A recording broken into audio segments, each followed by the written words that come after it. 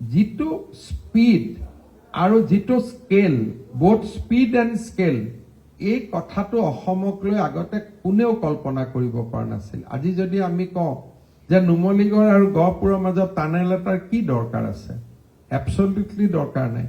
কিন্তু যেতিয়া মোক কোৱা হৈছিলে যে আমি টানেল বনাম, তেতিয়া মই প্ৰশ্ন কৰিছিলো আমাক তাতে টানেল এটা কিয় লাগে।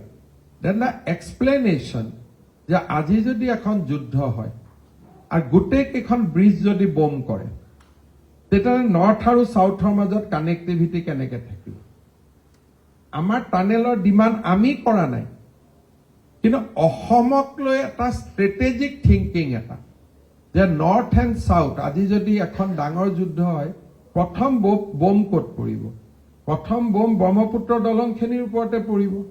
যেতিয়া ব্ৰহ্মপুত্ৰৰ দলংখিনিৰ ওপৰত বম পৰিব, তেতিয়া south and north bank of Brahmaputra আমাৰ গোটেই কানেকশ্যন নোহোৱা হৈ যাব। কোনো ইকনমিক ব্যৱস্থাই নাথাকিব তাৰ পৰা তালৈকে যোৱা। আপোনালোকে ধৰি লওক এদিন ৰাতিপুৱা বগীবিলত বম পৰিলে, কলীয়া ভোমোৰাত বম পৰিলে, কথাটো শেষেই হৈ গ'ল।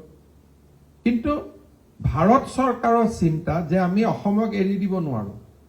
চ' they are coming up with a proposal for tunnel.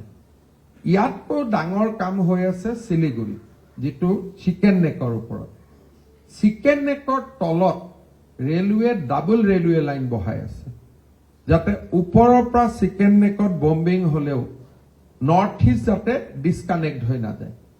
আৰু এতিয়া গাড়ী চলাচল কৰাৰ কাৰণে আৰু এটা টানেলৰ তেওঁলোকে আলাপ আলোচনা কৰি আছে যে railway tunnel is already sanctioned, কাম আৰম্ভ হৈ যাব। আমি ইম্পেক্টটো গম নাপাওঁ কিয়, chicken neck is in Bengal, but chicken নেকটো কৰা হৈছে আমাক যাতে আমি কানেক্টেড হৈ থাকো।